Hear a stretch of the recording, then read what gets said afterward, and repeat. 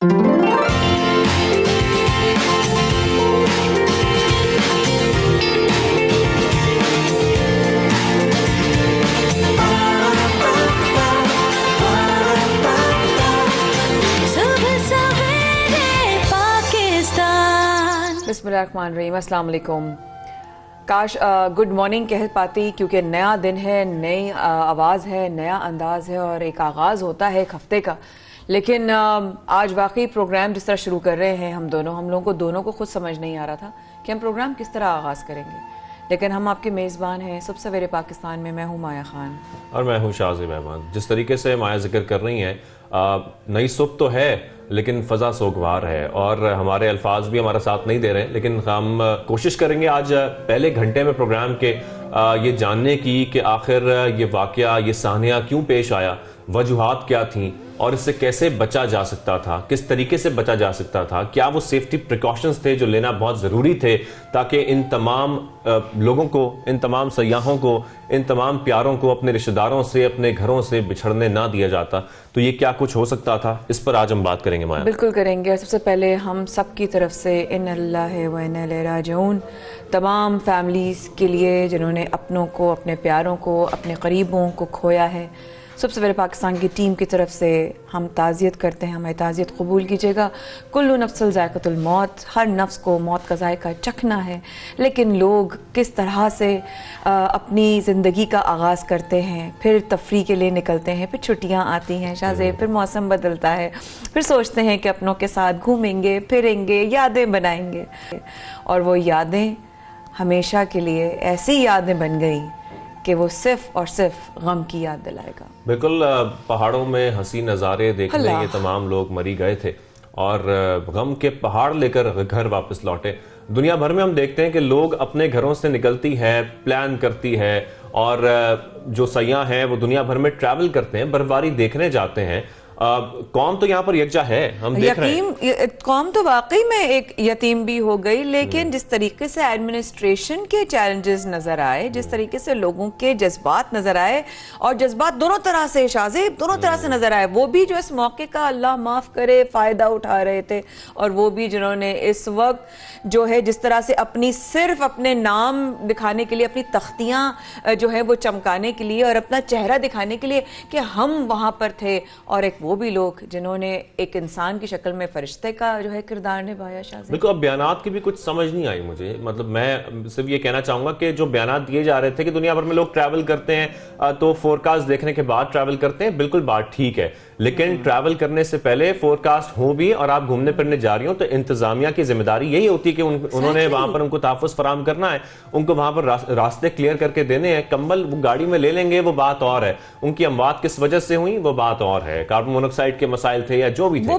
लेकिन जो इंतजामिया की जिम्मेदारी है वो ये कि रास्ते वहां पर क्लियर होने चाहिए थे। वहां के तमाम होटल मालिकान, अगर उन्होंने रेट्स बढ़ाए थे वो रेट नहीं बढ़ने चाहिए थे। वहां पर जो लोग पहुंचे थे, अगर आपको लग रहा था कि वहां पर 1 लाख गाड़ियां पहुंची हैं, जो वजीर दाखिला साहब भी ये कुछ खबरें आई कि वो जिक्र कर रहे थे, तो आपने वो रास्ते बंद क्यों नहीं किए? आपने वहां पर लोगों को जाने क्यों दिया? और अगर वो लोग तमाम जा रहे थे तो इंतजाम क्यों नहीं किए गए? शाज़ेब, अगर एक जगह पे एक कमरे में 5 लोग रहने की जगह आप 50 या 500 लोगों को भर लेंगे, इंतजामिया तो के ऊपर तो सवाल उठेगा ना। किस तरीके से आप जाके जो है लोगों के ऊपर, ठीक है लोगों का जाना अपनी जगह है बिल्कुल, लेकिन इंतजामिया को कौन पूछेगा? सिर्फ शक्लें दिखाना और सिर्फ खबरें बनाना या सिर्फ लोगों पर इल्जाम देने से क्या ये बात खत्म हो जाती है? जिन्होंने अपने खोए शाज़ेब, आज उनके घरों में कई सोयम है। कल नमाज़े जनाजा देखी गई है बराह रास्त, मैं 92 मुसलसल देख रही थी और उसका देखने से भी और था, या अल्लाह, ये लोगों को तो पता भी नहीं था कि उनकी मौत उनको खींच के जो है कहां से सफर करते हुए उस रोडों पर लेकर चली गई, उन गलियों में लेकर चली गई। वो मनाजिर देखकर हम अभी मेकअप रूम में दोनों बैठे थे, हमारी टीम जिस तरीके से जब ये वाकया पेश आया है, हर आंख अश्क बार देखी, चाहे वो हमारे करीबी हो, चाहे वो इस वक्त कौमी लेवल पर हो, आवाम हो, दुनिया में बैठे हुए पाकिस्तानी, दुनिया में बैठे हुए इंसान हो, वो इस वाकये को देखकर हर आंख जो है ना वो आंसुओं से भरी हुई है। बिल्कुल, जो गाड़ियों में अफराद थे इमदाद के मुंतजर रहे और 1-2 घंटे की बात नहीं है, कई घंटे तक वहां पर वो फंसे रहे। जैसे कि बताया जा रहा है, कुछ ये भी इतलात हैं कि 20-20 घंटे वो गाड़ियों के अंदर बैठे रहे, 10-10 घंटे कुछ लोग बैठे रहे। इतनी देर गुजरने के बावजूद वहां पर रेस्क्यू टीम्स नहीं पहुंची। क्या हमारे पास इक्विपमेंट नहीं है?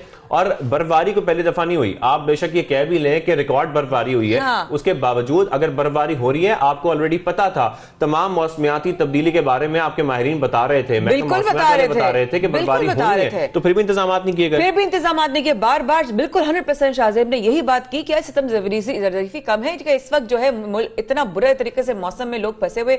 तो जो होटल में लोग थे जिनकी मैनेजमेंट के शाहजेब ने शुरू में जिक्र किया, उनकी अगर एक तरफ है, उनकी क्या फर्ज बनता था, उनका कैरेक्टर क्या कहता था। मरी की बेहसी की अगर मैं बात करूं, जो तस्वीर पूरी दुनिया में है, हम लोग आ रहे हैं, हमारे पास टूरिज्म की बात करते हैं हम शाहजेब, और हम लोग मुसलसल कवर कर रहे हैं, आइए मुल्क में आइए, हमारे मुल्क कितना खूबसूरत है, हमारे मुल्क की ये फुटेजेस बाहर जा रही हैं, हमारे इंप्रेशन बाहर जा रहा है, ये बेसी की पिक्चर बाहर जा रही है। अल्लाह से डरे, खुदा से डरे, ये पैसा कहां लेकर जाएंगे? बिल्कुल आप ठीक कह रही हैं। जो हम बार बार सयाहत के फरोग की बात करते हैं, सयाहत के फरोग होना भी चाहिए, लेकिन जब इस तरह के वाकयात होंगे, इस तरह के सानेहात होंगे, तो आप क्या समझते हैं कि दुनिया भर से जो टूरिस्ट ट्रैवल करना चाहते हैं, जो पाकिस्तान आना चाहते हैं, वो इन वाकयात को देखने के बाद ट्रैवल करेंगे? तो ये इंतजाम आपने सिर्फ अपने लोकल्स के लिए नहीं करने, पाकिस्तानियों के लिए नहीं करने, बल्कि दुनिया भर से लोग ट्रैवल करना चाहते हैं पाकिस्तान, जो आप टूरिज्म को प्रमोट करना चाहते हैं, तो फिर आपको ये तमाम वाकयात को रोकना होगा, आपको इंतजाम बेहतर बनाने होंगे, लोगों को तहफ़्फ़ुज़ फराहम करना होगा। अफसोस की बात है कि लाशों पे सियासत कर रहे हैं। अफसोस हो रहा है देखकर शाहजेब। मैं एक इंसान हूं, मैं देख रही हूं, माँ बहन बेटी बात की बात है, इंसान हूं। आप लाशों पे सियासत कर रहे हैं, आप बयानात पे बयानात दे रहे हैं, आप इल्जामात पे इल्जामात दे रहे हैं, आप उंगलियों के इशारे कर रहे हैं अगले की तरफ। या अल्लाह, इस वक्त पाकिस्तान नहीं बन के सोच लो, एक इंसान बन के सोच लो, एक बाप बन के सोच लो, एक भाई बन के सोच लो। तो ये सारी सूरत हाल पर हम बात करेंगे इस प्रोग्राम में, और आज इसी पर गुफ्तगू होगी, और यही जानने की कोशिश करेंगे कि इन तमाम जो वहाँ पर हमने देखे हैं, ये एक किस्म के हादसात हैं, एक सानेहा है, इसकी वजूहात क्या थी। तो सबसे पहले हम जो हमारे नुमाइंदे हैं मरी के, वो हमारे साथ मौजूद हैं 92 न्यूज़ के सुधीर अब्बासी साहब, उनसे बात करते हैं। सुधीर, सबसे पहले तो ये बताएगा कि साने से मुतालिक अब तक की क्या अपडेट्स हैं? सयाह जो है वो अभी तक फंसे हैं वहाँ पर कुछ, कि सबको निकाल लिया गया है? जी, आपको बता चलूं कि जुमेरात और हफ्ते की रात को ये शदीद बनी तूफान जब शुरू हुआ, तो स्याहों की एक बड़ी तादाद ने मलका कोसार मरी की तरफ रुख किया हुआ था। और उस वक़्त आपको बताऊं कि लाखों की तादाद में जो गाड़ियां हैं वो मरी में दाखिल हो चुकी थी। लेकिन जब जो ही ये जो बर्फानी तूफान का जो सिलसिला तेज़ हुआ, तो हर चीज़ जो जिंदगी है वो मफलूज होकर रह गई है। इंतज़ामिया जो है वो भी सड़कों पर थी, लेकिन इस बर्फानी तूफान के आगे जो है वो काम करना बहुत मुश्किल हो चुका था। और इस दौरान जो यहाँ के 3 रोड्स हैं, एक अपर जिगागली रोड, एक कुलडन्ना बाड़ियाँ रोड, और ये आपको बताऊं कि ये जो वाक़या हुआ है ये कुलडन्ना बाड़ियाँ के दरमियान एक किलोमीटर का जो फासला है, वहाँ पर ये 5-6 गाड़ियाँ जो बर्फ़ के अंदर जो फंस गई, रात भर वो गाड़ियाँ इस के अंदर बर्फ़ में मौजूद रहीं, और जो सयाह वो हीटर लगाकर इन गाड़ियों में मौजूद रहे। और जब सुबह के वक्त जब मकामी लोगों ने देखा कि ये गाड़ियां जो है बिल्कुल बर्फ़ से ढकी हुई थी, किसी को कोई पता नहीं था कि हर तरफ सफ़ेदी थी, तो मकामी लोगों ने जब एक गाड़ी का शीशा निकाला तो साफ़ किया, तो उसमें देखा कि काफ़ी लोग जो हैं वो पड़े हैं। दरवाज़ा खोला तो वो सबसे पहले वो मुल्तान के जो फैमिली थी वो अंदर जो है वो जाँ भाग हो चुकी थी। उसके बाद जब ये मीडिया पर ये खबर हमने दी, सबसे पहले हमने ब्रेक की 92 न्यूज़ के ऊपर, तो उसके बाद जो है इन हलाकतों की जब खबर हमारे चैनल ने ब्रेक की, तो उसके बाद तमाम इंतज़ामिया और दीगर जो अदारे हैं वो हरकत में आए। आहिस्ता आहिस्ता जब इस रोड के ऊपर रेस्क्यू किया गया तो पता चला कि बाकी गाड़ियों में भी ये तकरीबन 5 से 6 गाड़ियाँ थी, जिनमें ये 22 जो लोग हैं वो अल्लाह को प्यारे हुए हैं। और इस वक्त आपको बताऊं कि इन तमाम जो जहाँ भाग उन्होंने इनकी जो मैतें इनके घरों तक पहुंचा दी गई हैं। और इस वक्त जो गाड़ियों को निकालने का रेस्क्यू ऑपरेशन है वो इस वक्त भी जारी है। काफ़ी तादाद में जो गाड़ियां हैं जो सड़क के किनारे सयाह पार करके चले गए थे, वो आज भी कल भी 2 दिन लगातार इन गाड़ियों को वहाँ से जो है मूव किया जाता रहा है, और इस वक्त भी ऑपरेशन जारी है।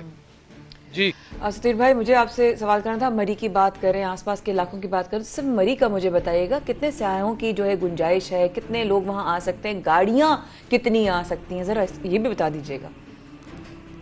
जी, मैं आपको बताऊं कि यहाँ पर जो सयाह हैं वो तकरीबन, अगर होटलों के हवाले से बात की जाए तो तकरीबन 400-500 के करीब यहाँ पर होटल है, और उसमें आप अंदाज़ा लगा लें कि कितने सयाह आ सकते हैं। और अगर गाड़ियों की बात की जाए तो यहाँ सिर्फ और सिर्फ जो पार्किंग की गुंजाइश है, और ये जो मरी के जितने रोड वहाँ पर वन साइडेड पार्किंग अलाउ है, वो पार्किंग मिलाकर तकरीबन 3 से 4 हज़ार तक जो गाड़ियों की पार्किंग की गुंजाइश है। लेकिन उस दिन एकदम लाखों की तादाद में लोग यहाँ पर में पहुंचे मरी में, जिसकी वजह से मरी के जो तमाम एंट्री पॉइंट्स हैं, अपर जीगा गली रोड जो मार रोड की तरफ जा रहा है, और एक रोड जो कुलडन्ना से अयूबिया गलियात नथेगली की तरफ जा रहा है, उस पर गाड़ियों की लंबी लाइनें लग गई।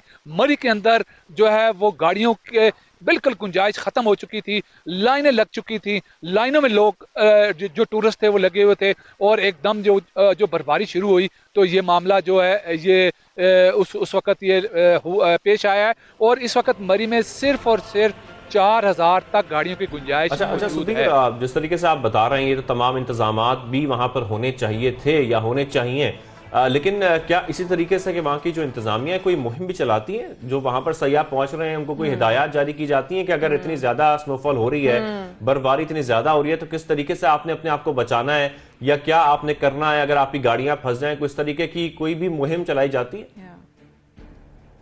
जी बिल्कुल, आपने अच्छा सवाल किया है कि जब से स्नोफॉल का सिलसिला शुरू हुआ है, इस साने से 2-3 दिन पहले वक्फे से बर्फबारी का सिलसिला जारी रहा है। इंतज़ामिया की जानिब से, ज़िली इंतज़ामिया की जानिब से, दीगर अदारों की जानिब से ये हदायत एडवाइजरी भी जारी की जाती रही है कि सयाह जो भी आएँ वो अपनी गाड़ियों टायर के ऊपर चैन लगा कर आएँ, गर्म मलबूसात जो मेवाजात हैं अपने, और जो ट्रैफिक के कानून है उसके मुताबिक आएँ, और पूरी एडवाइजरी वो जारी की जाती रही है मौसम के हवाले से भी। लेकिन जब ये देखा गया है कि सानिया जब शदीद तूफ़ानी बर्फबारी का जब सिलसिला शुरू हुआ जुमेरात और हफ्ते की रात, तो उस दिन मकामी इंतज़ामिया, मरी इंतज़ामिया ने जो है वो एक मैसेज दिया मीडिया में, चैनल में, बिलखुसूस हमारे 92 न्यूज़ के चैनल में, कि जो सयाह हैं वो मरी की तरफ रुख ना करें। इस वक्त मरी फुल हो चुका है, ट्रैफिक सारी जाम हो चुकी है, तमाम सयाह को पहले एडवाइजरी जारी की जाती रही है। ठीक है सुधीर अब्बासी, आप हमें अपडेट कर रहे थे, तमाम तर सूरत हाल जो है वो तफसीलन बता रहे थे। इसी मामले पर बात करना बहुत जरूरी है और अब हमारे साथ मौजूद है मेंबर ऑफ नेशनल असेंबली सदाकत अली अब्बासी साहब। सदाकत साहब, बहुत शुक्रिया हमें आपने शो में ज्वाइन किया है, बड़ा अहम मामला है, और जिस तरीके से हमने ये पूरा सानिया देखा है, 2-3 दिन लोगों ने बड़े परेशानी में गुजारे हैं, क्योंकि सयाहत के लिए सब लोग ट्रैवल करते हैं, मरी जाए, इंतजामात का वहां पर होना बहुत जरूरी है। अगर वहां पर गाड़ियों की तादाद की जो लिमिट है, जो गुंजाइश है वो कम है, तो गाड़ियों को रोकना चाहिए था। सबसे पहले तो बताइएगा सर, ये वाकया पेश क्यों आया? जी अस्सलाम वालेकुम, बहुत शुक्रिया आपने अपने प्रोग्राम के लिए लिया। देखें, इस वाकये पेश आने की 2-3 वजूहात हैं। एक तो ये है जो आपने कहा, और मुझे इसको एक्सेप्ट करने में कोई दो राय नहीं है, कि गाड़ियां ज़रूरत से ज़्यादा चली गई। मेरा ख्याल है कि पिछले चूँकि 25 साल में इस तरह का स्नो स्टॉर्म, जो बर्फानी तूफान नहीं आया था, इसलिए इंतज़ामिया का भी नॉर्मली ख्याल होता है कि ये एक रूटीन मैटर है, ये हो जाएगा, और ये चीज़ें होती रहीं। लेकिन जब हम ये जो सड़क जाती है मरी से अयूबिया की तरफ, जिसको कुलडन्ना टू बाड़ियाँ रोड कहते हैं, इसकी तरफ गाड़ियाँ मुड़ी, तो अचानक ये जो एक बड़ा ये तूफान आया, जिसकी वजह से सबसे बड़ा ये हुआ कि 16 दरख्त जो है वो इस छोटे से टुकड़े पे गिर गए, और खंबे भी गिर गए। और चूंकि ऑलरेडी 3-3 फुट बर्फ पड़ी हुई थी, और मशीनों ने बर्फ हटा के साइडों पे रखी हुई थी, तो साइडों पे बर्फ 4-4, 5-5 और बाद जगह 6-6 फुट थी, और दरमियान में 2 लाइनें गाड़ियों की थी।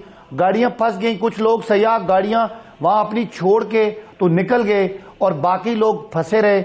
और फिर जब तूफान आया तो लाइट भी चली गई, वहां बिजली भी कोई नहीं थी, तो इस सारे मामले में जितनी आपकी हैवी मशीनरी थी उसको मूव करने के लिए कोई रास्ता ही नहीं था। एक सड़क है, ऊपर भी जंगल, नीचे भी जंगल, तो वो फिर एक लिहाज से लोगों ने सदाकत साहब सॉरी, मैं आपसे यहाँ एक सवाल करना चाहता हूँ कि रास्ता नहीं था, लेकिन ये पता तो था, महकमा मौसमियात बार बार अलर्ट जारी कर रहा था, सबको मालूम था, पूरे पाकिस्तान को पता था कि वहां पर स्नोफॉल होने वाली है। सयाह तो ट्रैवल करते रहते हैं, लेकिन इंतजामिया को आप नहीं समझते कि पहले से इंतजाम कर लेने चाहिए थे, वो मशीनरी पहले वहां पहुंचा दी जाती और वो वहां पर सारे रास्ते क्लियर कर दिए जाते, बजाय इसके इंतजार किया जाता कि 23 लोग अपनी जिंदगियों से हाथ धो बैठे, उसके बाद मशीनरी वहां पहुंचाई जाएगी?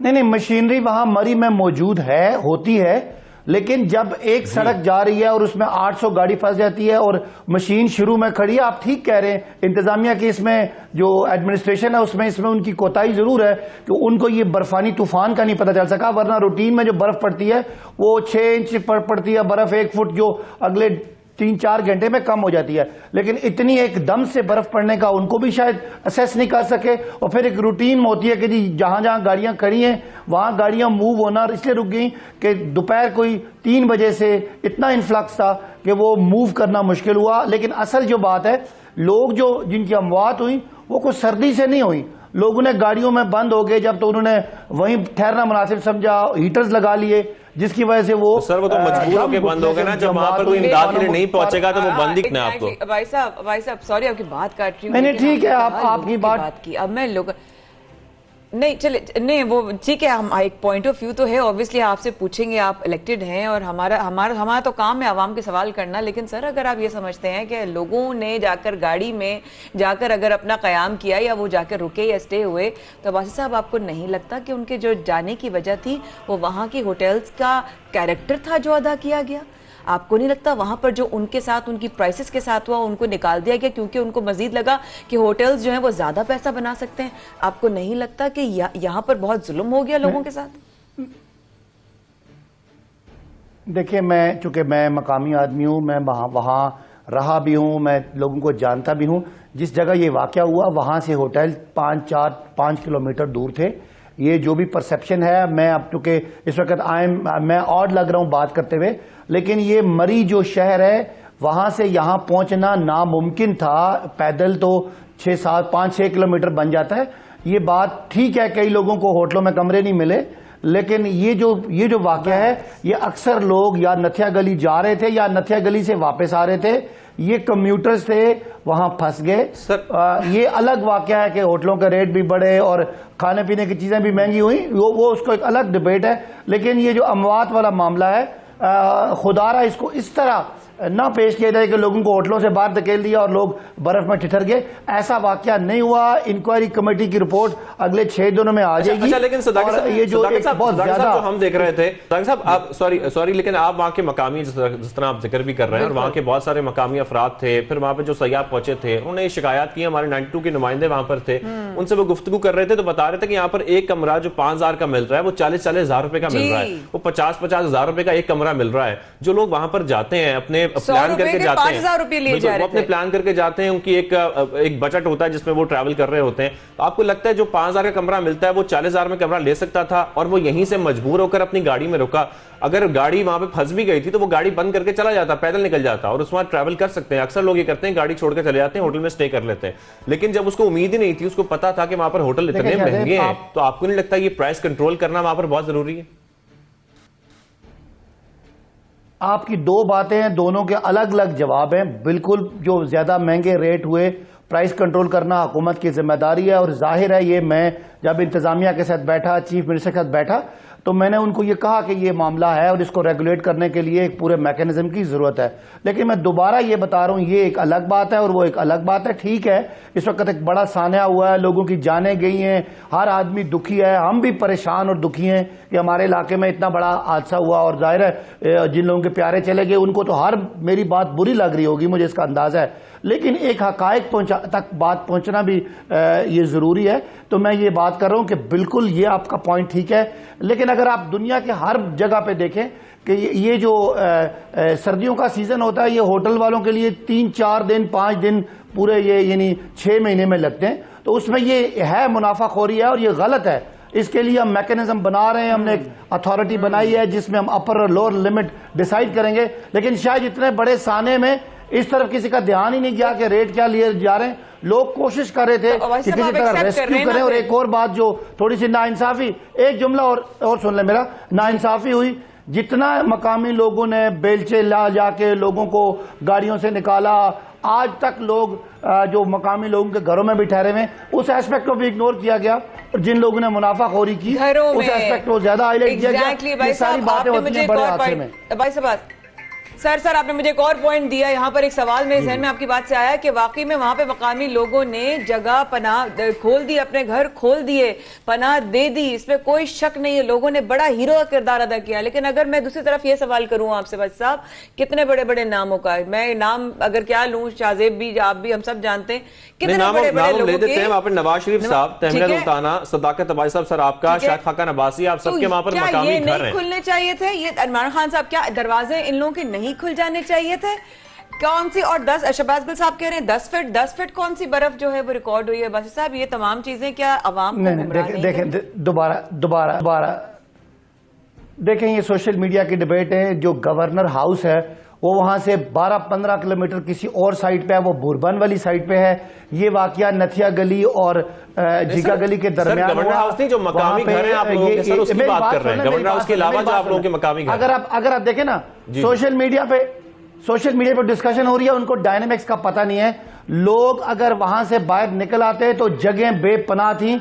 मरी में कम से कम 28 सरकारी दफातर हैं। ये बात नहीं है कि कोई जगह नहीं थी रखने की। खुदारा इसको समझे, गाड़ियों में लोग फंसे हुए थे, गाड़ियां निकालनी थी। बंदों को ठहराने का ना कोई इशू था और ना इशू रहा। बाद में जब सर बंदों को ठहराने का कोई, सदाकत साहब अगर बंदों को ठहराने का कोई इशू नहीं था, जो गाड़ियों में लोग फंसे थे, सदाकत साहब अपने से जो गाड़ियों में लोग फंसे थे तो वहां पर मॉनिटरिंग नहीं की जाती थी, कोई गाड़ियों में फंसे हुए उनको वहां से निकाला जा सके। चले अब आप फेयर जर्नलिज्म है, आपने अपना नुमाइंदा जो वहां से लिया सुधीर साहब, आप इनसे पूछें कि वो आपको बता सकते हैं कि क्या जो लोग फंसे हुए थे वो गवर्नर हाउस में पहुंच सकते थे? नहीं पहुंच सकते थे। ये तो ऐसे मीडिया टॉक है, ऐसे एक दूसरे को डिफीट। गवर्नर हाउस वहां से कई गवर्नर हाउस की बात नहीं करे बासी साहब, सिर्फ गवर्नर हाउस दोबारा से बीबी मैं बता रहा हूं, लोगों को ठहराने का मसला नहीं था। लोगों तक सुने, लोगों तक उनकी गाड़ियों तक पहुंचना मसला था। उनको निकाल के अगर आप 3-3 किलोमीटर 6-6 फुट बर्फ पे चला के ला नहीं सकते थे। ये सारी बातें एक सोशल मीडिया डिबेट है। प्रैक्टिकल बात यह है कि अगर एक बंदा बाड़ियों में फंसा है, उसको वहां से निकाल के किसी गाड़ी में बिठा के गवर्नर हाउस तक, एसी हाउस तक लाना मुमकिन ही नहीं था। वहां से पैदल चलना मुमकिन नहीं था। Road bumper to bumper blocked है। तो इसको इस तरह समझें, ये सोशल मीडिया पर डिबेट टोटली इररेलेवेंट है। अच्छा सदाकत भाई, सोशल मीडिया का जिक्र कर रहे हैं, लेकिन यहाँ पर मैं आपसे ये भी कहना चाहूंगा कि सोशल मीडिया पे आप जो कह रहे हैं कि सोशल मीडिया की डिबेट है, आपको ये मालूम होगा यकीनी तौर पर कि ये जो वीडियोस हैं ये भी सबसे पहले सोशल मीडिया पर ही आई थी, और सोशल मीडिया पे आने के बाद ही इंतजामिया एक्शन में आई, उसके बाद ही वहां पर मशीनरी भिजवाई गई। अगर ये वीडियो सोशल मीडिया पर ना आती तो न जाने क्या होता, वो गाड़ियां कब तक फंसी रहती, क्योंकि पहले से इंतजाम तो नहीं किए गए थे। तो सोशल मीडिया ने तो मेरे ख्याल में बड़ा अच्छा किरदार निभाया यहाँ पर। नहीं शाहजेब, मैं सोशल मीडिया की उसकी बात नहीं कर रहा, मैं डिबेट की बात कर रहा हूं। पोस्ट इवेंट जो डिबेट है, ये जरूर है कि वहां पे उस वक्त बिजली भी नहीं थी और लोगों को सवाए इस सोशल मीडिया के कोई और जरिया नहीं था इंतजामिया तक पहुंचने का। मैं बिल्कुल सोशल मीडिया की नेगेटिविटी की बात नहीं कर रहा, मैं उस डिबेट की बात कर रहा हूं जो आपने शहबाज गिल के 10 फुट की बात पे बात की। मैं दोबारा बता रहा हूं, मसला एक ही था कि जो लोग गाड़ियों में फंसे हुए उनको वहां से बाहर निकालने के लिए कोई आदमी वहां तक पहुंचे। एक तो इत्तला भी नहीं हो सकती थी और दूसरा वहां पे पहुंचने का कोई मैकेनिज्म नहीं था। जंगल था दोनों साइड पे, एक पगडंडी रोड है, उस पर कुछ लोगों की गाड़ियां फंस गई हैं, लोग गाड़ियां छोड़ के निकल गए हैं। 2 साइडें हैं, साइड पे 10 फुट 8 यानी 6-6 फुट की बर्फ पड़ी है, दरमियान में 3 फुट की बर्फ पड़ी है। तो ये बात लोकल डायनामिक्स हैं। ये सोशल मीडिया पे जो डिबेट चल रही है उसका इससे कोई ताल्लुक नहीं है। हाँ, इत्तला सोशल मीडिया से हुई क्योंकि टेलीफोन मोस्टली लोगों के बंद थे और वहां पे बात नहीं हो सकती थी और राब्ता नहीं था और अक्सर लोगों को इतला ही नहीं पहुंची। लोग आराम से गाड़ियों में बैठ के हीटर लगा के सो गए और वो हीटर की वजह से उनकी अमवात भी जो 4 या 5 गाड़ियों में हुई। लेकिन बहरहाल चूंकि अमवात हुई हैं इसलिए सेंसिटिव मामला है, हसासियत ज्यादा है और लोग जो असल हकायक हैं उनकी बजाय एक डिस्कशन कर रहे हैं, जो मेरा ख्याल है कि अब जब इतना बड़ा हादसा होता है तो वो डिस्कशन भी साथ हो जाती है। क्या कर सकते हैं। बिल्कुल सदाकत साहब, हम आपसे हकायक ही जानना चाह रहे हैं, हम यही जानना चाह रहे हैं कि वजूहात क्या थी। बिल्कुल बहुत सारे पहलू हैं, बिल्कुल ऑफ कोर्स।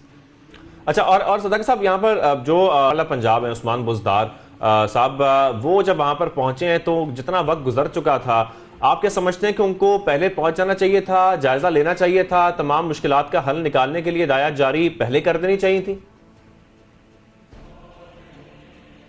देखें, मैं दोबारा से बताऊं कि ये वाकया जिस रात को हुआ उस रात तक तो तकरीबन चीजें नॉर्मल थी, सिवाय इसके कि गाड़ियां बहुत चली गई थी।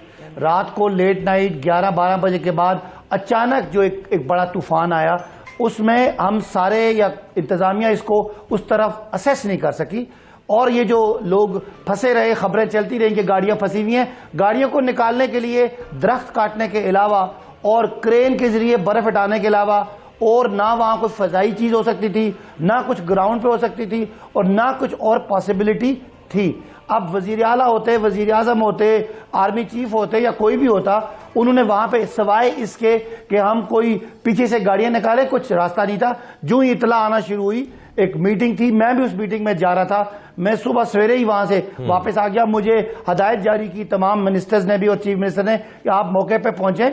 कमिश्नर, डीसी सारे वहां मौके पे पहुंच गए, हम भी वहां मौके पे पहुंच गए और लेकिन हम आम लोग वहां कुछ नहीं कर सकते थे सवाई इसके कि रेस्क्यू का अमला जाके दरख्त काटता और रास्ता खोलता। जो ही रास्ता खुला है तो मसला खत्म हो गया। खुदा न खास्ता लोग स्टैंडर्ड नहीं थे, मकामी लोगों ने उनको अपने घरों में ले गए, उनको जाके खिलाया पिलाया, वहां उनको पानी दिया। लोगों को अपनी गाड़ियों की फिक्र थी, वो गाड़ियां जो दबी हुई आप दिखाते हैं वो लोग निकलने के बाद दबी रही। चंद गाड़ियां ऐसी थी जिनमें लोग बैठे रहे और वो बेहोश हो गए और बर्फबारी होती गई और उसमें दब गए। सदाकत साहब, हमें तो ये मालूम है कि वहां पर गाड़ियों के अंदर, उन्हीं गाड़ियों में लोग बैठे बैठे 23 लोग अपनी जान की बाजी हार गए। खैर, बहुत शुक्रिया सर, आपने हमें सबसे पहले ज्वाइन किया और इस पर तफसीली बात की। आपके हम शुक्रगुजार हैं। यहाँ पे छोटी सी ब्रेक लेते हैं, ब्रेक के बाद दोबारा हाजिर होंगे।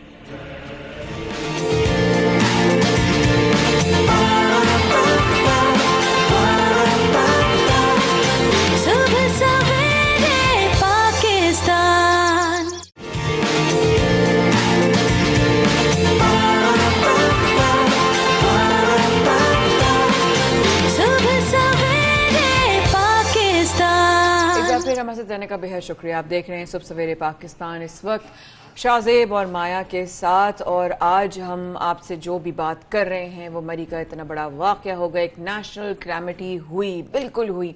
लेकिन शाहजेब, क्या ये बात सच नहीं है कि इस तरह के जब नेशनल कैलेमिटीज़ होती हैं तो उसी वक्त में लोगों का, हुकूमत वक्त का, माहौल का, आसपास के लोगों का, किरदार का असल वक्त होता है उनका चेहरा देखने का। बिल्कुल असल चेहरा तभी नजर आता है। बिल्कुल। और इसके साथ जैसे कि हम ब्रेक से पहले भी जिक्र कर रहे थे कि जो इंतजामिया का किरदार था वो क्या रहा, किस तरीके से इंतजाम उठाए जा सकते थे। लेकिन मरी से निकलकर अगर हम गलियात का रुख कर लें तो वहाँ की बात करना ही बहुत ज़रूरी है, क्योंकि लोग मरी भी जाते हैं, मरी से आगे फिर अयूबिया और अयूबिया से फिर हम देखते हैं कि गलियात का रुख भी करते हैं। तो इसी पर बात करने के लिए हमें शो में ज्वाइन किया डीजी गलियात डेवलपमेंट अथॉरिटी रजा अली हबीब साहब ने। रजा अली साहब, बहुत शुक्रिया, आपने हमें शो में ज्वाइन किया है। सर, सबसे पहले तो ये जानना चाहता हूँ कि गलियात में कैसे इंतजाम है? स्नोफॉल उस तरफ भी काफ़ी हुई है, वहां पर इंतजामात कैसे उठाए गए हैं, खासतौर पर क्योंकि ये बताया जा रहा था महकमा मौसमियात की जानिब से कि जो बर्फबारी है इसकी शिद्दत में इस दफा काफी इजाफा होगा, रिकॉर्ड बर्फबारी होगी। जी, थैंक यू वेरी मच जी। मैं आपको बताऊं कि जो बेसिकली अक्सर लोग गलती भी करते हैं कि मरी और गलियात को मिक्स कर लेते हैं। जैसा आपने खुद बताया कि ये एक केपी गवर्नमेंट के अंदर आता है और एक पंजाब गवर्नमेंट उसको डील करती है। हमारे पास जब स्नो प्रेडिक्शन आई थी तो हमने उससे पहले ही प्रिएम्प्टिव मेजर्स ये किए थे कि जिस दिन रात को हमें अंदाजा था कि बहुत ज़्यादा हैवी स्नोफॉल होने वाली है, तो डिस्ट्रिक्ट एडमिनिस्ट्रेशन एबटाबाद और पुलिस हमने मिल के एक मीटिंग की कि वो टूरिस्ट जिनके पास कंफर्म बुकिंग नहीं है होटल्स में और जो सिर्फ डे ट्रिपर्स आते हैं, जो मेन इशू है वो उन्हीं टूरिस्ट का आता है जो सिर्फ घूमने के लिए आते हैं, एक दिन के लिए वापस जाना चाहते हैं और फिर वापसी का रास्ता उनको मिलता नहीं है, ना होटल में शायद जगह मिलती है। तो ऐसे तमाम टूरिस्ट को हमने एक दिन पहले ही वापस किया, तकरीबन 10,300 गाड़ियों को हमने वेकेट किया था इस हैवी स्नो स्टॉर्म से पहले, जिससे हमारी सबसे बड़ी बचत हुई। फिर हमारे पास सिर्फ वही टूरिस्ट मैक्सिमम मौजूद थे जो सिर्फ जिनकी होटल में प्रॉपर बुकिंग मौजूद थी। हमारे पास तकरीबन 6 से 7 फुट स्नो रिकॉर्ड हुई है।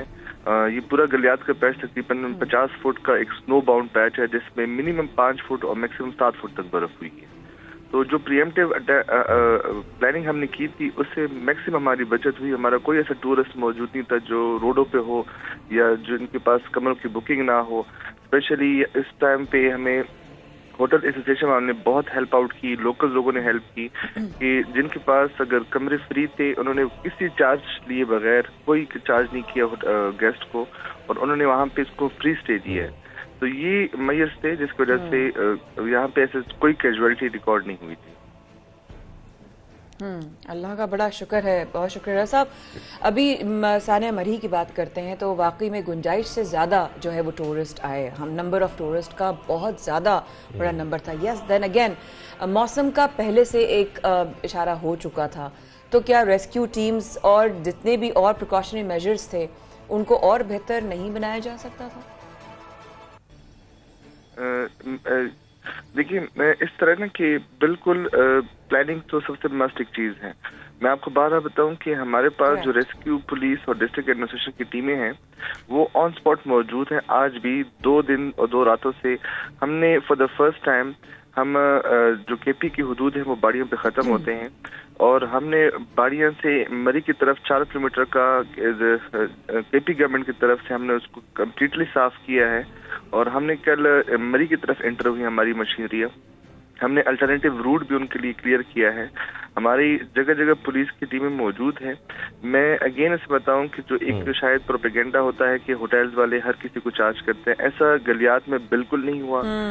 यहाँ के लोकल लोगों ने अपने घर के दरवाजे खोले हैं। होटल्स वालों ने किसी एक टूरिस्ट को ना बल्कि फ्री ऑफ कॉस्ट उनको स्टे दिया है, उनको खाना दिया है, उन्होंने इंतजामिया के साथ पूरी मदद की है।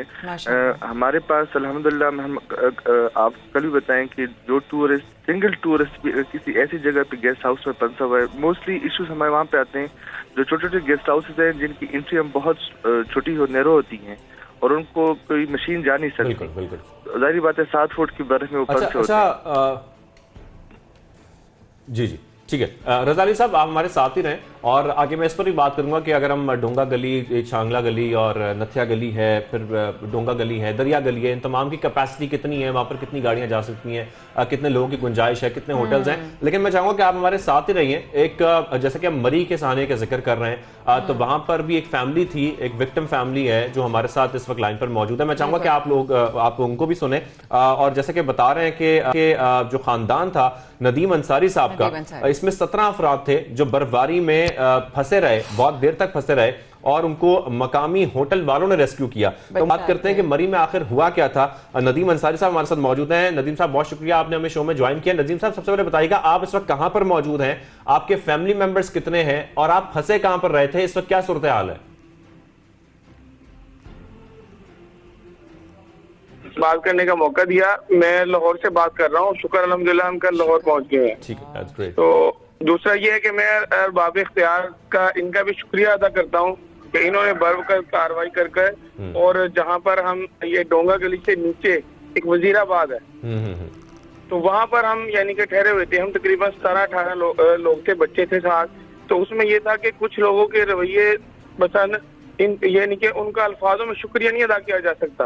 बेशक। और जो इन्होंने गवर्नमेंट ने वहाँ से कार चलाई और लोगों को कहा, तो उससे भी बड़ा फर्क पड़ा कि बाज लोगों ने ऐसा है कि वहाँ पर एक होटल था, मरीना होटल, वजाहत अब्बासी साहब। तो उन्होंने जब देखा कि भाई हम लोग बच्चे हैं, परेशान हैं, तो उन्होंने कहा कि भाई यानी कि आप कोई चार्ज नहीं, आप यहाँ पर रहें जैसे मर्जी। उन्होंने हमें अंडे भी दिए, चाय भी दी और उनका जितना शुक्रिया अदा करें कम है। वहां पर एक छोटा ढाबे वाला था जिसकी कैंटीन थी। मैं उसके जज्बे को सलाम करता हूँ कि कोई सरकारी कोई मामला नहीं था। उसने कहा भाई आपको अगर चीजें चाहिए तो भले आप यानी कि पैसे ना दें, आप ऐसे ले जाएं। अल्लाह अल्लाह तो अकबर। मैं उसके जज्बे का शुक्रिया अदा यानी कि उसका अल्फाजों से शुक्रिया नहीं अदा कर सकता, मगर मैं हजरात को ये भी बताना चाहूंगा कि वहां पर कुछ लोग इस तरह के भी थे कि जिन्होंने लोगों की मजबूरियों से फायदा उठाया ऐसा और ही है। लोगों को जो है बिल्कुल गलत बिहेवियर किया, और गवर्नमेंट को उनके खिलाफ एक्शन भी लेना चाहिए। बिल्कुल वहां सही पर हमारे साथ फैमिली थी, वहां पर डोंगा गली के करीब एक कितने होटल था बच्चे थे साथ में? कितने जी? बच्चे कितने थे साथ में आपके? छोटे बच्चे भी तो थे आपके साथ? जी जी जी जी, हमारे साथ छोटे बच्चे भी थे, ठीक है।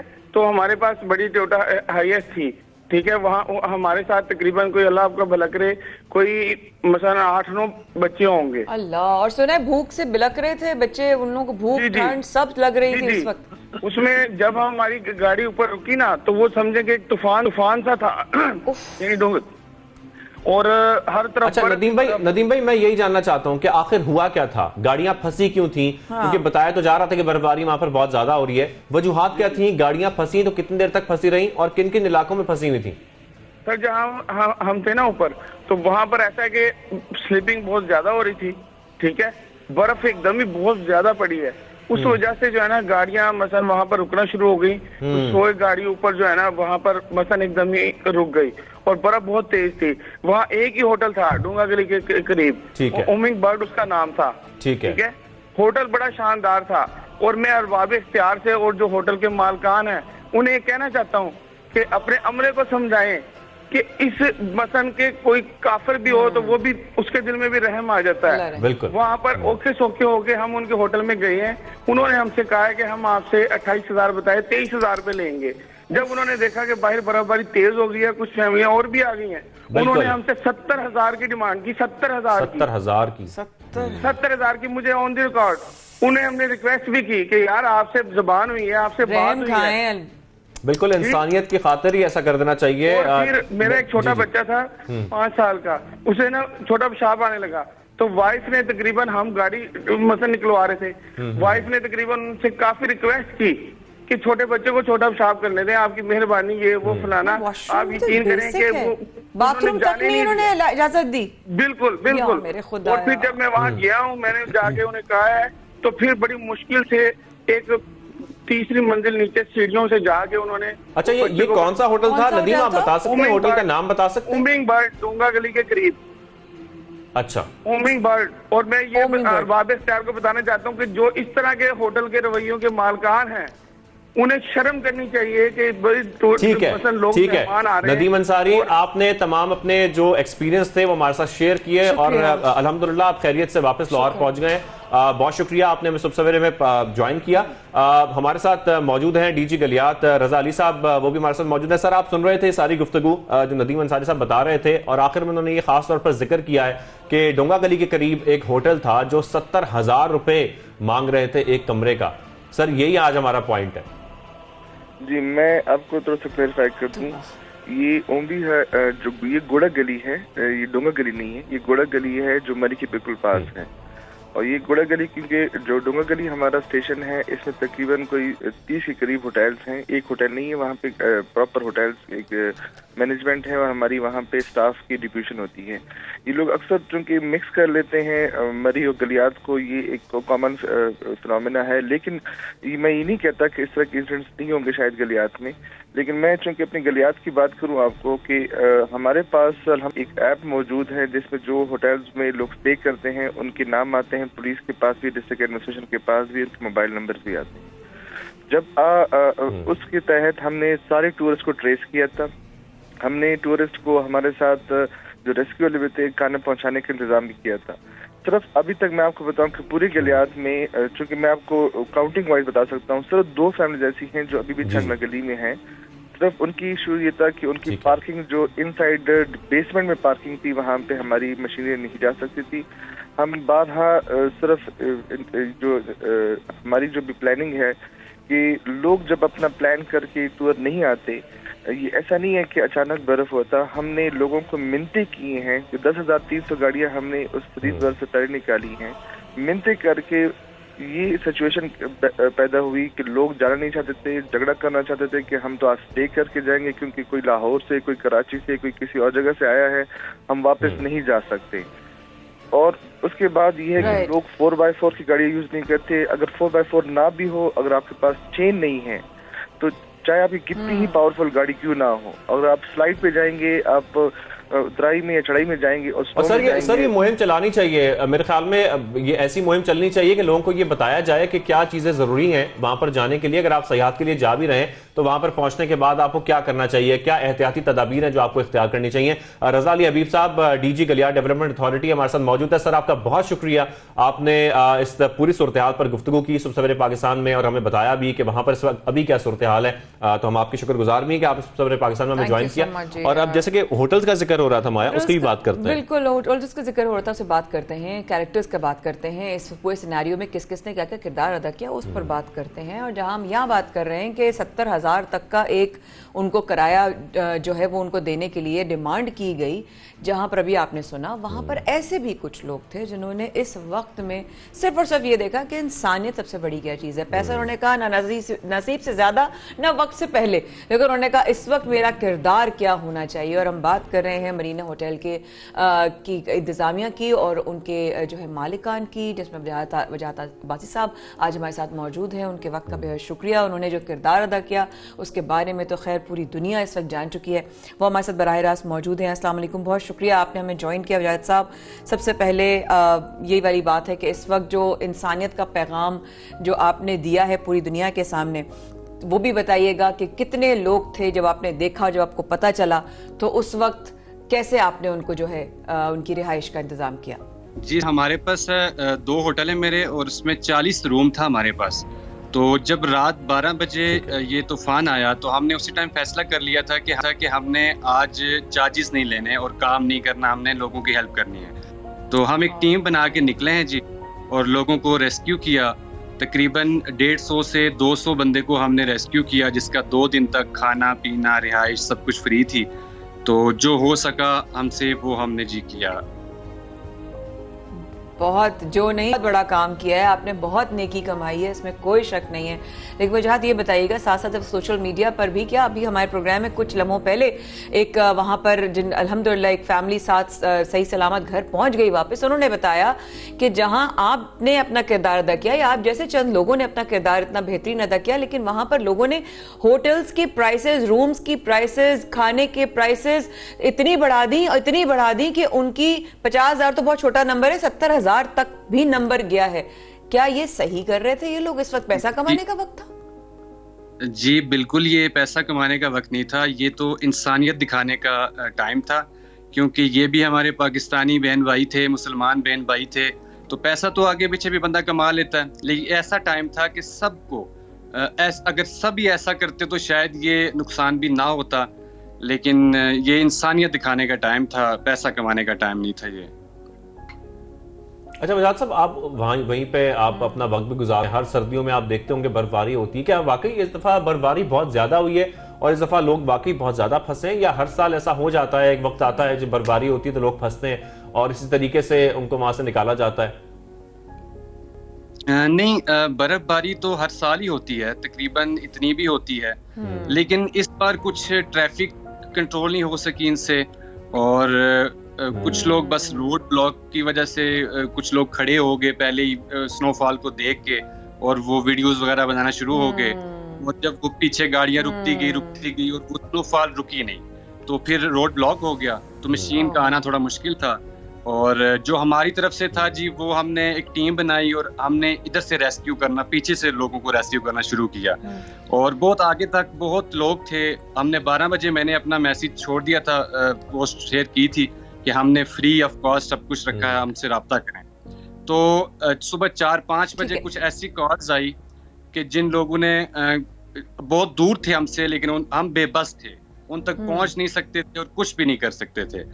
तो जो करीब थे उनको रेस्क्यू किया। तकरीबन दरिया गली में 600-700 ये बताइए कि आपको हाँ आप जिस तरह बता रहे हैं नंबर ऑफ पीपल, इस तरह आपको 4-5 बजे तक कॉल्स आई लोगों की, जितने फासले पे वो आप तक थे वो आप तक नहीं पहुंच सकते थे। तो जरा हमारी नॉलेज के लिए, मेरी नॉलेज के लिए बताइएगा जहां से वो कॉल कर रहे थे, क्या उसके आसपास कोई जगहें थी? क्या वहां पे आसपास कोई आम से होटल्स या कोई भी ऐसी पनाहगाहें थी जहां वो पनाह ले सकते थे? क्योंकि आप वहां के इलाकाई हैं, इसलिए आपको पता होगा। मिलिट्री का कैंप है एक, कुलडन्ना कैंट जो है, उसके पास बहुत ज्यादा लोग फंसे हुए थे, और कुछ और भी बिल्डिंग्स थी वहाँ। कुलडन्ना चौक है काफी बड़ा, लेकिन बस वो उनकी बेबसी मैं आपको बता नहीं सकता। कुछ लोग मुझे कॉल्स करके कहें जी कि मेरे साथ वालदा बैठी है, उनकी तबीयत खराब है, वो तड़प रही हैं। कुछ लोग कहें जी बच्चे हैं, दूध नहीं है हमारे पास उनके लिए। कुछ लोग कहें 15 घंटे से हम भूखे हैं, कुछ खाने को हमारे पास नहीं है। तो बड़ा बहुत बेबसी थी हमारे पास। अच्छा एक अब यहाँ पर वजाहत ये बता दें आखिर में कि आपके होटल में अभी भी कुछ फैमिलीज हैं या सब लोग वहां से जा चुके हैं? और सेकंडली क्या कहते हैं, जब आप वहां पर जी पूछ जी सेकंडली ये बताइएगा कि आपका होटल एग्जैक्टली मरीना जगह पर है, ये जहां पर गाड़ियां फंसी थी जो बताया जा रहा है, उससे कितने फासले पर है? जहां गाड़ियां फंसी थी वहां से आधे किलोमीटर पे था हमारा होटल। दोनों होटल हमारे आधे किलोमीटर पे थे, और तकरीबन यानी कि बस यही सफर हुआ होगा, आधा किलोमीटर। बिल्कुल। और जिस तरीके से आप जिक्र कर रहे हैं, वहां पर फौजी पहुंची, हमने देखा कि फौजी जो जवान थे लोगों की मदद कर रहे थे, इसके साथ पुलिस भी वहां पर हम देख रहे थे कि सब लोग वहां पर पहुंचे, लोगों को निकालने की कोशिश कर रहे थे। वजाहत भाई साहब, बहुत शुक्रिया, आपने हमें शो में ज्वाइन किया। और मेरे ख्याल में यही वो होटल है जहां पर इंसान बसते हैं, मरीना होटल, जो हमने देखा कि वहां पर इतने लोगों को जो है वो अकोमोडेट किया गया। वही वाली बात है, जब इस तरह की क्लैमिटीज होती हैं, टेक्निकलिटी समझ में आती हैं, लोगों का फंसना समझ में आता है, लोगों का निकलना भी समझ में आता है। लोग फ्रस्ट्रेटेड हैं, बहुत सारी चीजें हैं, थक गए हैं, वीकेंड था, लेकिन देन अगेन इस वक्त में एक इंसान ने, किसी भी इंसान ने किरदार क्या अदा किया, सवाल ये पैदा होता है। साथ आते हैं सुफे के बाद, रहिएगा हमारे साथ।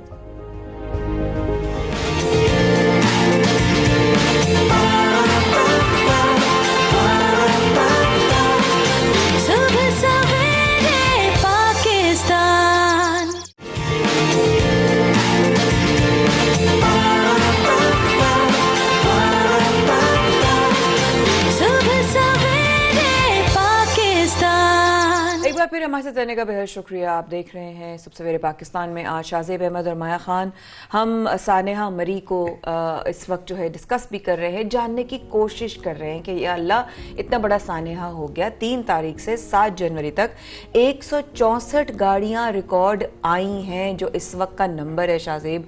हाँ, 1,64,000 गाड़ी, 1,64,000 गाड़ियां का आना, उनका ट्रैफिक में फंसना, उसमें ब्लिजर्ड आना, उसमें जो है कम्युनिकेशंस कितनी खराब हो गई, क्योंकि उसके बाद जो पीटीए ने फिर अनाउंस किया कि जी वहां पर सबके लिए वो फ्री है, लेकिन जो एक के बाद दीगरे जो होता चला गया, वो पाइल अप होता चला गया, और उसमें लोगों का हर तरह से किरदार नजर आ रहा है, और हम डिस्कस भी कर रहे हैं। बिल्कुल, हमने देखा। और माया, आज हम जो पूरा शो में डिस्कशन हुई उसमें हमने ये देखा कि कुछ लोग ऐसे भी थे जो इंसानियत के लिए खड़े हुए, जिन्होंने लोगों के सामने हाथ बढ़ाया और बाजू खोले, उनको खुशामदीद कहा, अपने होटल्स के अंदर लेके गए, अपने घरों में लेकर गए।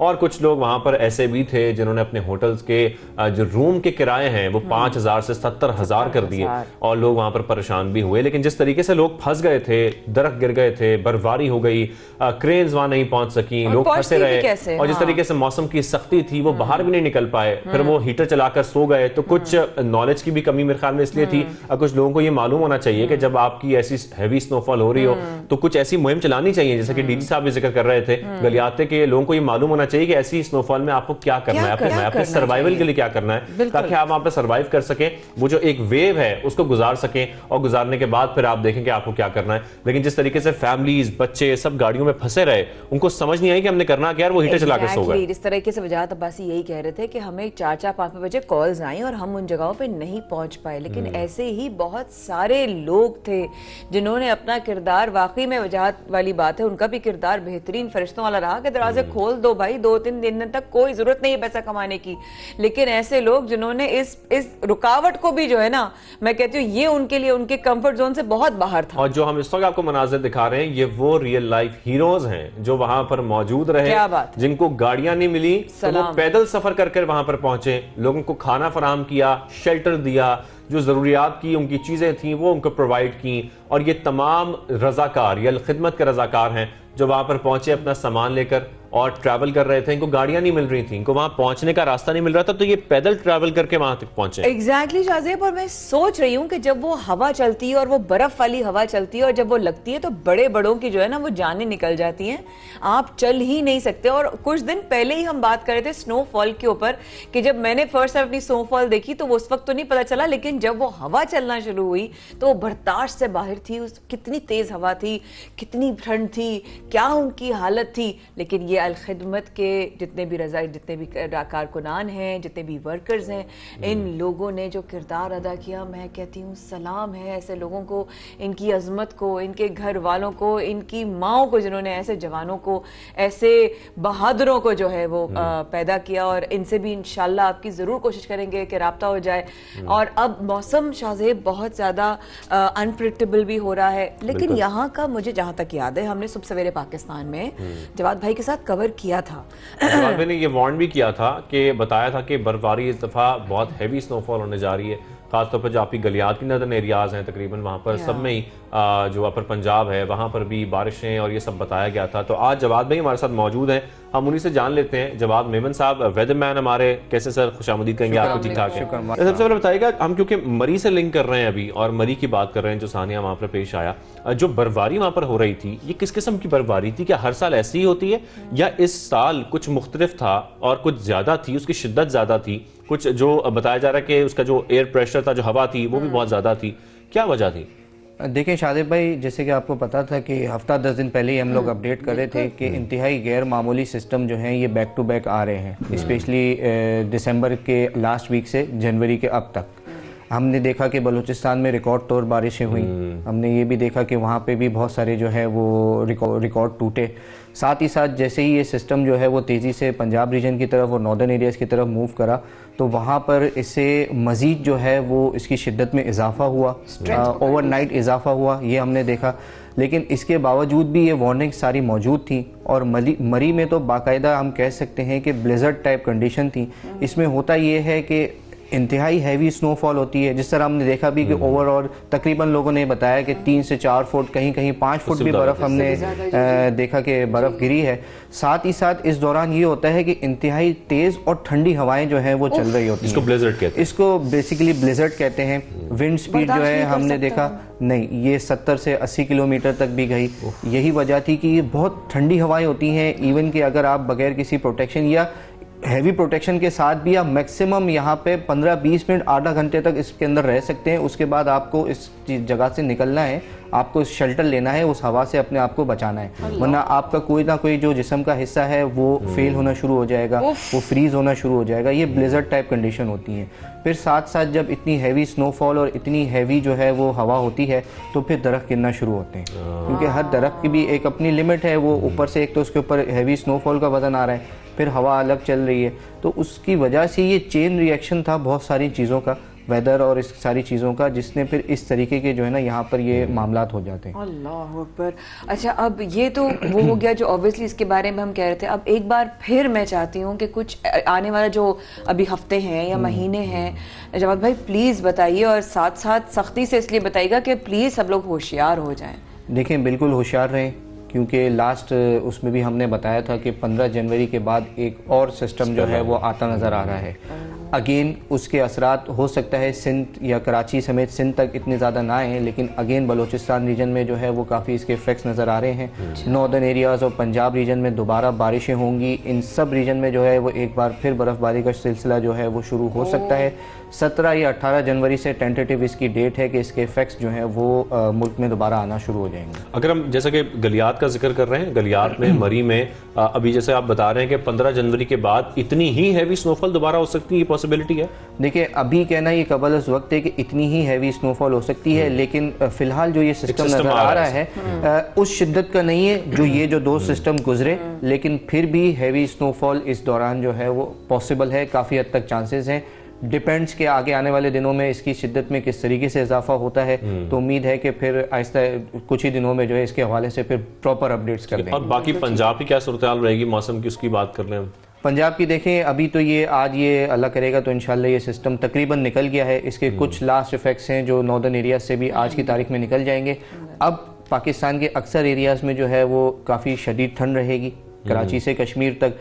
पंजाब रीजन के लिए स्पेशली ये अलर्ट है कि इन तकरीबन एरियाज में जो है वो एक तो ठंड रहेगी, दूसरा धुंध का जो है वो फैक्टर अब बहुत ज़्यादा बढ़ जाएगा, क्योंकि अब जैसे ही ठंडी हवाएं मजीद दाखिल होना शुरू होंगी तो इन तकरीबन रीजन में जो है वो काफ़ी हद तक धुंध रहेगी। रात और सुबह के टाइम जो है वो ट्रैवल बहुत एहतियात से करें, और सिंध रीजन तक भी जो है ये ड्रॉप होगा धुंध का सिलसिला। ठीक है, ये धुंध का सिलसिला भी चल रहा है। जवाद मेमन साहब, बहुत शुक्रिया, आपने हमें शो में ज्वाइन किया, और ये साल इसीलिए बताई जाती है ताकि आप लोग एहतियात करें, और अगर जाने का सोच रहे हैं तो पहले वेदर कंडीशंस देखें, फोरकास्ट देखें, उसके बाद ट्रैवल करें। कुछ अपनी जिम्मेदारी भी निभाएं, खुद भी देखें कि आपकी जो गाड़ी है क्या वो उन इलाकों में जा सकती है, जो सर्दी है वो आप लोग बर्दाश्त कर सकते हैं। अपने साथ तमाम वो अशिया भी रखें जो कि आपको इमरजेंसी में जरूरत पड़ सकती है, खाने पीने की भी, इवन मेडिसिन भी, और ये सब चीजें। मैं तो ये कहती हूँ कि क्या जरूरत है जाने की, जब आपको पता है कितना बड़ा सानिया हो चुका है, अब ये वाकया हो चुका है, तो अब आगे सिस्टम जो आ रहा है 17-18 जनवरी के बाद से आ रहा है, प्लीज ख्याल रखें। इंतजाम कुछ पता नहीं होता हमारे मुल्क में, इसलिए आप लोग जरा देखभाल के जाया करें। और जैसा कि माया जिक्र कर रही थी, रियल लाइफ हीरोज का, जिन्होंने वो किरदार अदा किया वाकई में कि इस सख्त ठंड में, जैसे कि जवाद भाई ने बताया, ब्लिजर्ड जब होती है तो 70-80 किलोमीटर पर आवर की स्पीड पर जो हवा लगती है तो बड़े बड़ों की जो है वो जान निकल जाती हैं। लेकिन अल खिदमत के वर्कर्स ने वो किरदार अदा किया है कि मैं एक बार फिर कहूंगी, सलाम है आप सबको। बिल्कुल, तो इसी पर हम बात कर लेते हैं। हाँ, हमाद महमूद अब्बासी साहब हमारे साथ मौजूद हैं, अल खिदमत के रज़ाकार हैं। सर, आपको खुशामदीद कहेंगे सुबह सवेरे पाकिस्तान में। सबसे पहले तो आपने जो कुछ वहां पर किया, इंसानियत के लिए किया, और वो काबिल तारीफ है। लेकिन इसके साथ बताइएगा कि कितने लोग थे जिनको आपके रज़ाकारों ने रेस्क्यू किया वहां जाकर? औज़ुबिल्लाहि मिनश शैतानिर रजीम, बिस्मिल्लाहिर रहमानिर रहीम।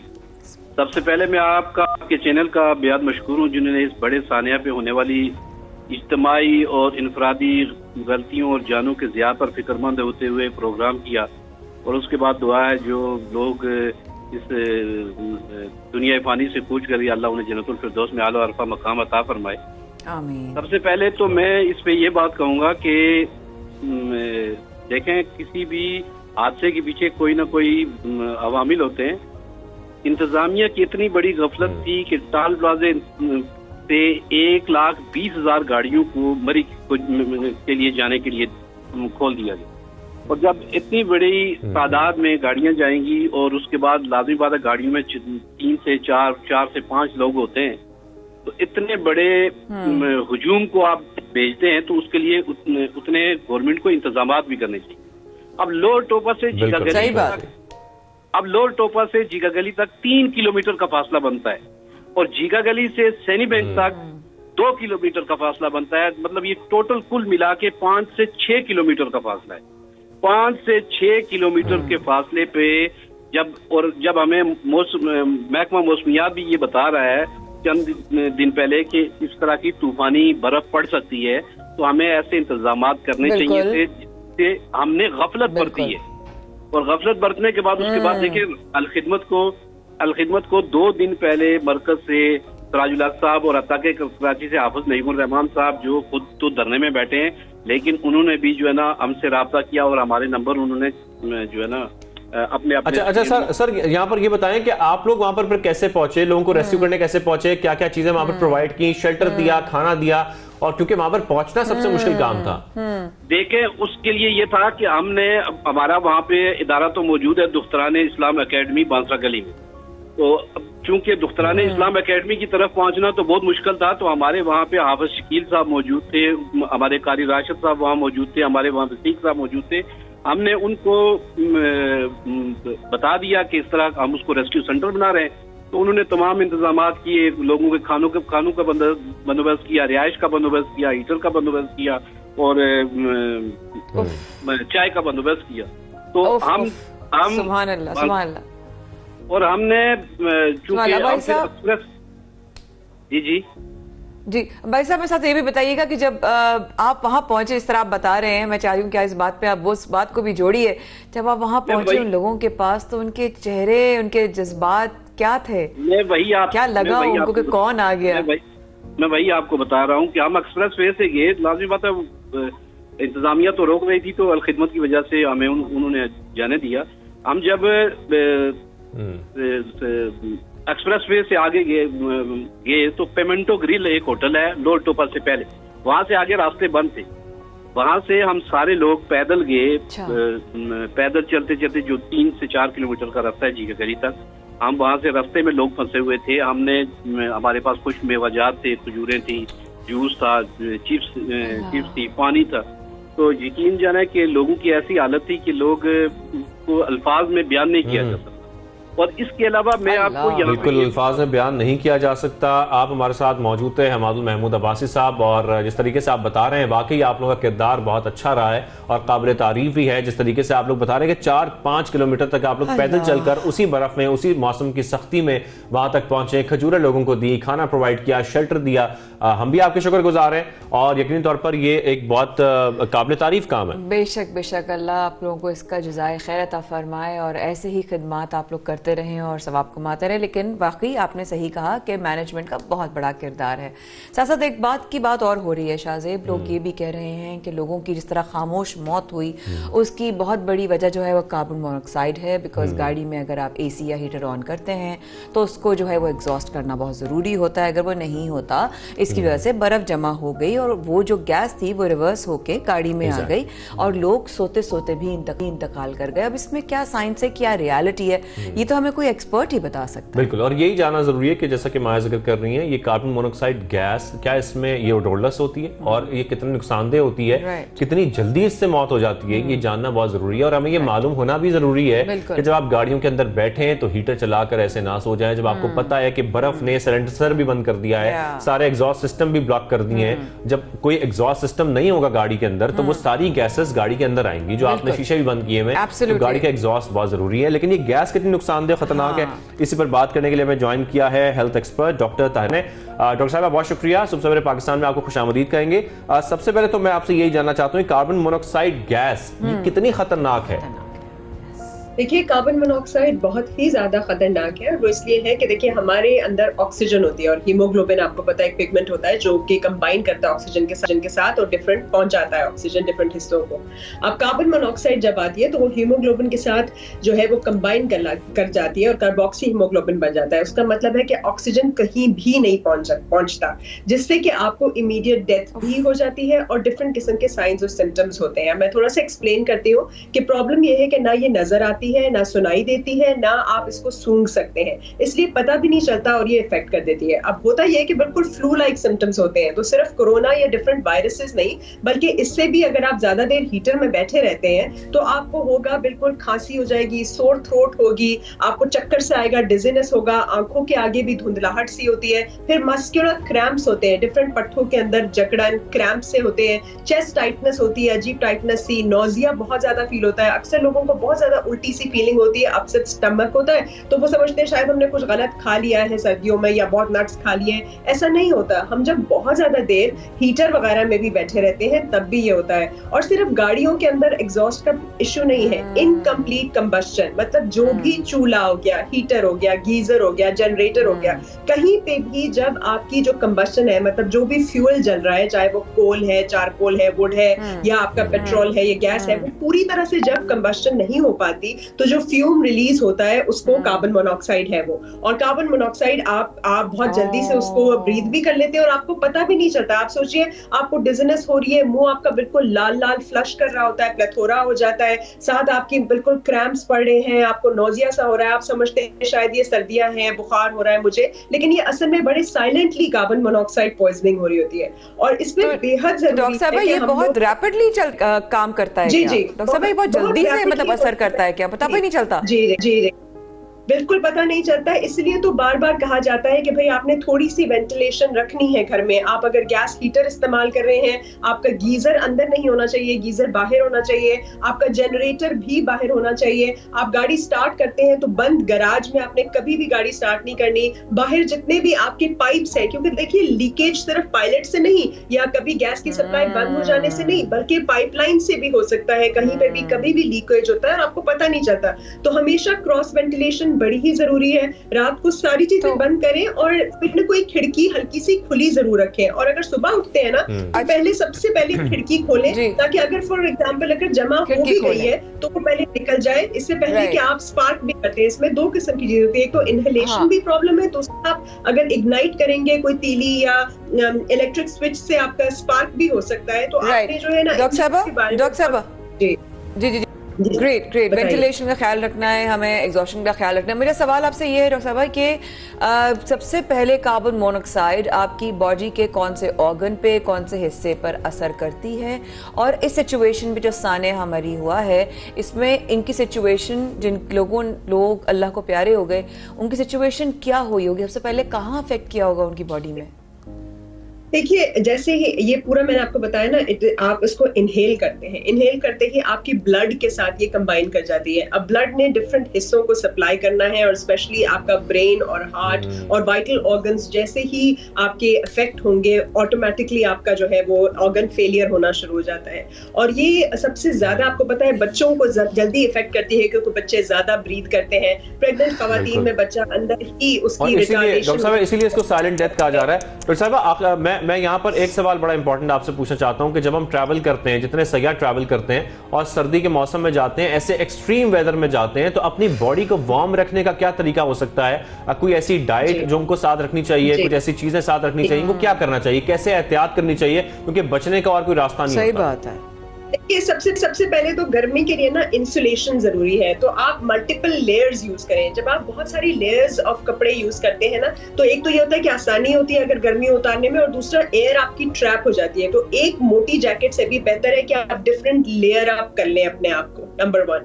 नंबर 2, आप जब डाइट की बात करते हैं तो देखिए, आपका ये जो जिंजर हो गया, आपकी मतलब अदरक हो गया, हल्दी हो गई, आपके वॉलनट्स हो गए, अखरोट हो गए, आपकी यखनी हो गई, ये सारी चीजें आपको अच्छा खजूर हो गई तो जी खजूर, आप ये यखनी वगैरह जो आपकी रिच डाइट है, विटामिन डी, अंडे हो गए, उबले हुए अंडे, ये सारा कुछ आप इस्तेमाल कर सकते हैं। लेकिन थोड़ा सा आपको ये है कि आप वेदर वगैरह चेक करके जाइए। दूसरे नंबर पे, अगर कहीं पीछे दिख रहा है कि भाई बहुत ज्यादा रश है, तो उससे इंसान पीछे हो जाए और कहीं पे पार्क करके उतर के कहीं लॉजिंग ढूंढे, क्योंकि गाड़ी के अंदर बैठे हुए बंद रह के हीटर ऑन करना बहरहाल बिल्कुल एडवाइस नहीं। और अगर वो थोड़ा सा नीचे कर ले शीशा और एग्जॉस्ट को भी बंद है। और ये सिर्फ गाड़ी तक महदूद नहीं है, अभी घरों के अंदर भी बेशुमार डेथ्स इसलिए होती हैं क्योंकि गीजर अंदर होता है और हीटर अंदर होता है, जनरेटर भी अंदर रख देते हैं। बारिश में लोगों ने जनरेटर भी अंदर रख लिए, तो आपको कुछ पता नहीं कि कब कहां से कार्बन मोनोऑक्साइड लीक हो रही है, चिमनी ब्लॉक तो नहीं है, तो ये सारा। Thank you. एयर वेंटिलेशन को समझना बहुत जरूरी है। Thank you so much. दायरा हमारे साथ मौजूद थी और उन्होंने वाकई में बहुत ही इंफॉर्मेटिव बातें बताई। अब ये हद सिर्फ गाड़ी की हद तक नहीं, बल्कि आप अपने घरों में भी अगर उठे सबसे पहले खिड़की खोलें और अगर हीटर चलाएं तो प्लीज़ कोई ना कोई वेंटिलेशन का जरिए रखिए। इस वक्त के बाद रहिएगा हमारे साथ, अभी आते हैं हम शाज़िब और माया कर रहे हैं आपका इंतजार।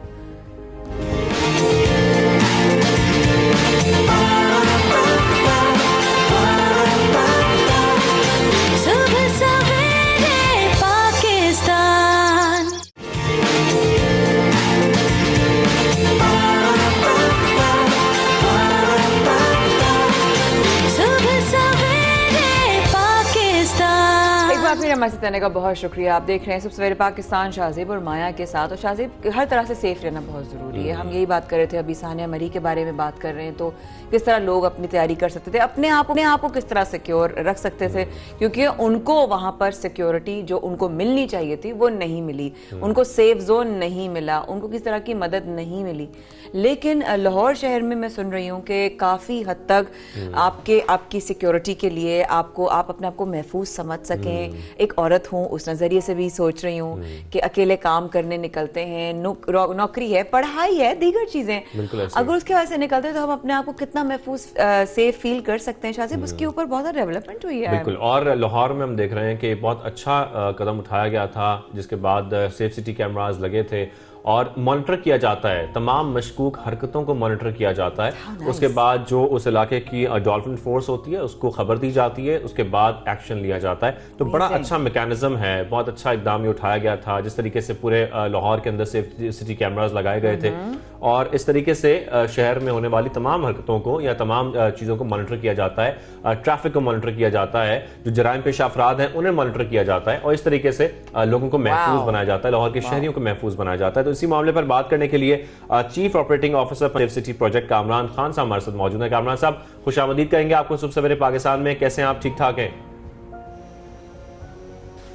जी शुक्रिया, बिल्कुल खैरियत से हूँ। अच्छा कामरान साहब, सबसे पहले तो ये बताएगा कि जराइम में कितने फीसद कमी आई है सेफ सिटी कैमरास के बाद? जी, जुराइम में अगर हम कंपैरिजन करें, कैमरे हमारे लगने शुरू हुए 2016 से और 2018 में जाके ये प्रोजेक्ट मुकम्मल हुआ, जो कैमरे लग गए, उसका ऑपरेशन शुरू हो गए। अगर उस वक्त से हम कंपेयर करें उन इलाकों को जहाँ पे पहले कैमरे नहीं थे और कैमरे नस्ब किए गए, उन इलाकों में खातिर ख्वाह क्राइम में कमी आई है, इन द सेंस के क्राइम वहाँ से क्राइम एक पहले देखें, क्राइम को समझना ज़रूरी है कि क्राइम रुकता कैसे है। क्या सिर्फ कैमरे लगा देने से क्राइम रुक सकता है? क्राइम एक कॉम्प्लेक्स फिनोमेना है। क्राइम को जब तक जो वजूहात हैं जिनकी वजह से क्राइम जन्म लेता है, लोग क्रिमिनल बनते हैं, उनको हम एड्रेस नहीं करेंगे तो क्राइम को मुकम्मल तौर पे ख़त्म करना या कम करना वक्ती तौर पे तो मुमकिन है, लेकिन मुकम्मल परमानेंट तौर पे मुमकिन नहीं है। तो कैमरों का भी यही रोल है। कैमरे वक्ती तौर पे तो आपको, जब आप कहीं पे कैमरे लगाएंगे, क्रिमिनल्स को पता लगेगा कैमरे यहाँ पे हैं, वो वहाँ से अवॉइड करना शुरू कर देंगे। यही चीज़ हमने लाहौर में भी phenomena over the period of time देखी है कि जहाँ पे कैमरे नहीं थे, कैमरे नस्ब हुए और क्राइम आहिस्ता आहिस्ता उन इलाकों से शिफ्ट होना शुरू हुआ, डिस्प्लेस हुआ है। तो उन इलाकों में यकीनन जहाँ पे पहले कैमरे नहीं थे और कैमरे लगे, जो जिसमें मेन सेंट्रल लाहौर आपका आ जाता है, उसमें क्राइम के अंदर खातिर ख्वाह कमी आई है। लेकिन क्राइम ओवरऑल अगर लाहौर में अगर आप देखें तो क्राइम में वो शिफ्ट आया है। ठीक है। अच्छा कामरान साहब, जैसे कि आप डिस्प्लेसमेंट कर रहे हैं, अगर सेंट्रल लाहौर में क्राइम नहीं हो रहा तो दीगर इलाकों में फिर क्राइम शुरू हो जाएगा अगर वहां पर सेफ सिटी कैमरास नहीं होंगे। तो अब क्या किया जा रहा है? सेफ सिटी कैमरास की तादाद को बढ़ाया जा रहा है ताकि पूरा लाहौर कवर हो सके इसमें? जी बिल्कुल, ये एक फिनोमेना है जो ऑनगोइंग फिनोमेना है। ये जब से दुनिया बनी है उस वक्त से एक ये हक व बातिल की एक जंग चली हुई है। हम उसमें कोई स्ट्रेटजी करते हैं, क्रिमिनल उसके हिसाब से अपने आप को चेंज कर लेते हैं, वो अपनी स्ट्रेटजी चेंज कर लेते हैं क्राइम करने के लिए। क्योंकि क्रिमिनल को जब तक आप पाबंद सलासल नहीं करेंगे, जेल में नहीं भेजेंगे, डेटरेंस क्रिएट नहीं होगी सोसाइटी में, क्राइम तो वो करता रहेगा। तो इस चीज़ को, पहलू को देखने के लिए लाहौर में मौजूदा गवर्नमेंट ने हमें फंड्स दिए हैं और हम इसमें लाहौर में उन तमाम इलाकों को जो आइडेंटिफाई हुए हैं, लाहौर पुलिस ने आइडेंटिफाई किए हैं कि जहाँ पे हॉट स्पॉट्स में चेंज आई है, शिफ्ट आई है, उन इलाकों को भी अपने कवरेज के अंदर लेके आएँ। और जो खास तौर पर पेरिफेरल इलाके हैं लाहौर के, जो बाउंड्री पे थाने हैं, जो लाहौर की बाउंड्री पे थाने हैं, वहाँ से जो एंट्री एग्जिट पॉइंट्स हैं, जहाँ से क्राइम करके लाहौर से बाहर निकलना मुतलका जो एडजॉइनिंग डिस्ट्रिक्ट्स हैं या इलाके हैं, उनमें फौरी तौर पे गायब हो जाना उनके लिए आसान है।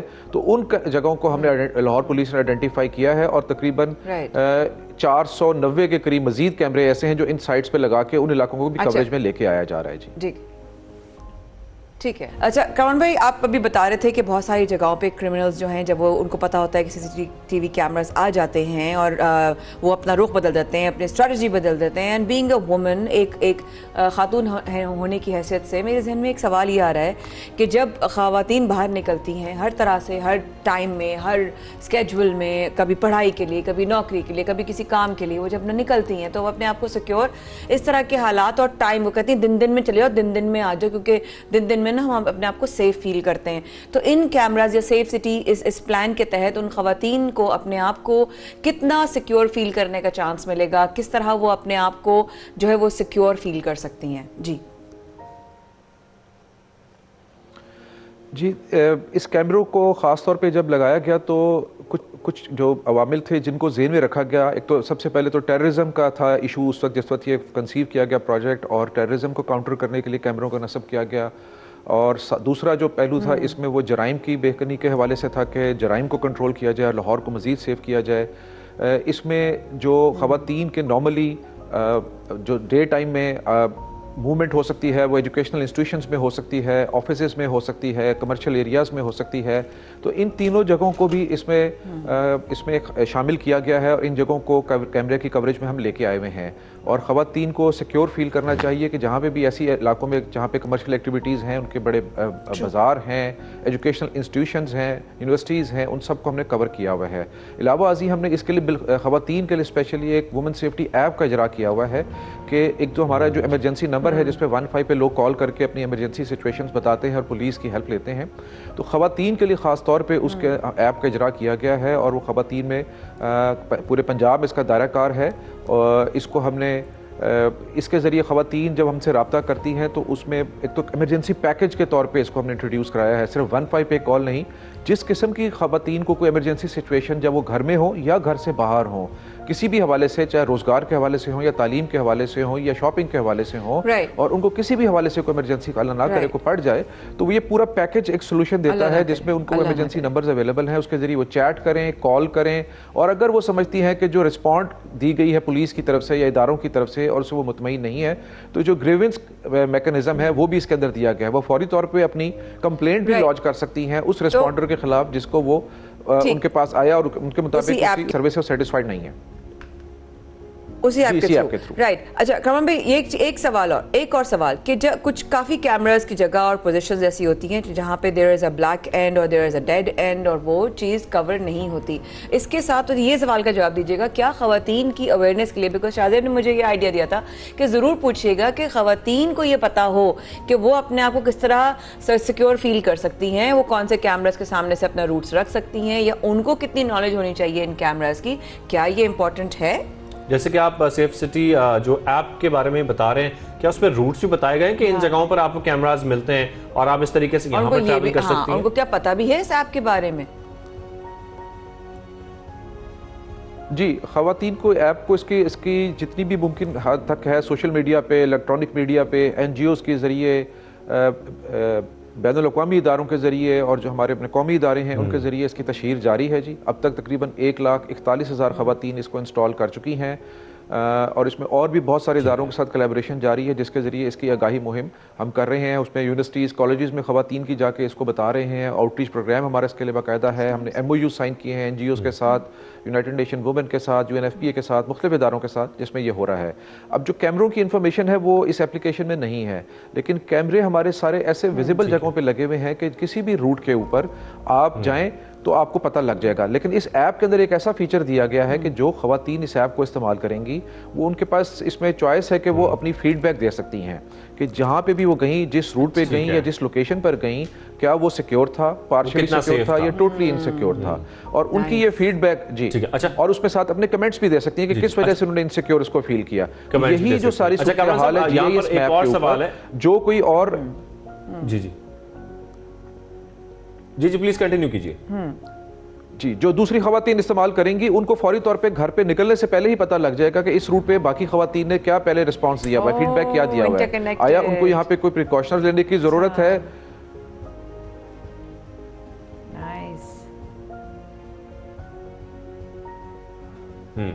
अच्छा कामरान, यहाँ पर एक ये सवाल मैं आपसे करना चाहता हूँ कि जो ट्रैफिक के मसाइल हैं उनको हल करने के लिए भी सेफ सिटी कैमरास का इस्तेमाल किया जा रहा था, ई चलान सिस्टम भी मुतारिफ कराया गया और उसके बाद हमने देखा कि कुछ सेफ सिटी कैमरास खराब हैं, ऐसी इतलात भी सामने आई, लेकिन क्या जो ई चलान सिस्टम है उसको चलाया जा रहा है इस वक्त? जी, ई चलान सिस्टम पूरी तरह नाफिजुल अमल है जी, बिल्कुल ई चलान हो रहे हैं डेली बेसिस में। लाहौर में 8 से 10 हज़ार चलान यहाँ पे जारी हो रहे हैं और इसमें मुख्तलिफ औकात कार में ये ख़बरें चैनल्स पे आती रही कि कुछ कैमरे ख़राब हैं, फिर ये भी आता रहा कि हमारे पास लाहौर के अलावा गाड़ियों का रिकॉर्ड और नहीं है, बाकी सूबों का रिकॉर्ड नहीं है, इस्लामाबाद का नहीं है। लेकिन ऐसा नहीं है, हमारे पास पूरे पाकिस्तान का गाड़ियों का रिकॉर्ड है और कोई भी जो लाहौर में गाड़ी किसी भी पाकिस्तान के किसी भी इलाके में वो रजिस्टर हुई हुई है और लाहौर की सड़कों पे वायलेशन करती है तो उसको बाकायदा ई चलान जारी हो रहा है जी। और इसकी वजह से लाहौर के अंदर एक ऐसी डेटरेंस क्रिएट हुई है जिसने ट्रैफिक को बहुत बेहतर किया है, ऑल्दो इसमें अभी बहुत ज़्यादा गुंजाइश है। 2018 में जब हमने 2018 के आखिर में सो मच जी कामरान भाई, thank you for your time. I am so sorry आपकी कंप्लीट भी नहीं हुई, लेकिन बहुत कुछ जाना, और इस वक्त सेफ सिटी के हवाले से जो जो हमें अवेयरनेस हुई, I am going to be putting it on my insta. And Shahzeb, हम लोग दोनों इसको प्रमोट करेंगे और जितना हो सकेगा ज़्यादा से ज़्यादा सेफ सिटी को लेकर हम अपने शहरों को महफूज बनाने में छोटा सा किरदार अदा करने की पूरी कोशिश करेंगे। आपके वक्त का बहुत शुक्रिया। कामरान खान साहब हमारे साथ मौजूद थे। और अब ज़रा बात, क्योंकि जाहिर है बहुत सारी अपडेट्स हैं जो आपको देनी होती हैं, लेकिन सानिया मरी भी उतना ही इंपॉर्टेंट था, लेकिन साथ साथ क्रिकेट भी उतना ही इंपॉर्टेंट है, बिकॉज PSL का सीजन आ चुका है, लोगों का आना जाना अब बढ़ रहा है।